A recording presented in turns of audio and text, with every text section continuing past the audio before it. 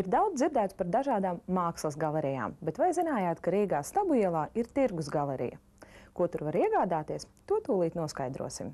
Tad tirgus galerijā ir latviešu veikaliņš, kur tiek piedāvāts latviešu zemnieku produkti. Tas būtu piena produkti, dārzeņi un gaļa.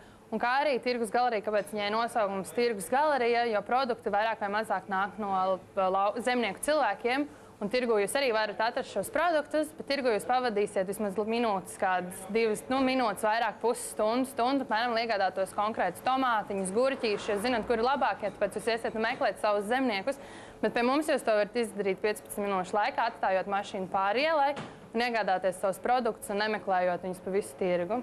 Ar pikniku groziņu, ko es varētu jums ieteikt, ielikt, tas būtu viennozīmīgi no gaļas, kas visticamāk pavasarī tie būtu šašliks, desas, visādi kūpinājumi, žāvējumi, ko jūs arī varat noteikti uzlikt uz maizītēm.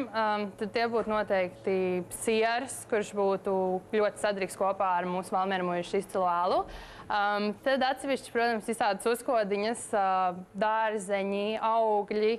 Bērniem es ieteiktu spaigas piekstās sulas, ko mēs jums izspiedīsim, kā arī čupa-čupas vietā cukurgailīti. Tātad, ko vēl tirgus galerija izcila ir to, ka jūs varat piegādāt uz mājām tos produktus.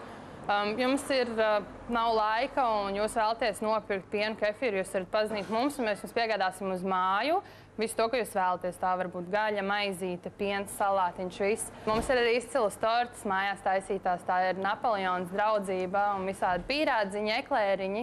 Es varētu ieteikt arī pavasara salātus, īpašo recepti, tas būtu redīs, tomāts, gurķītis, salātiņi un to visu sajaukt kopā ar straupas krējumu. Gaidīsim jūs tirgus galerijā, kur jūs varat piepildīt savu piknika grozu ar garšīgiem produktiem.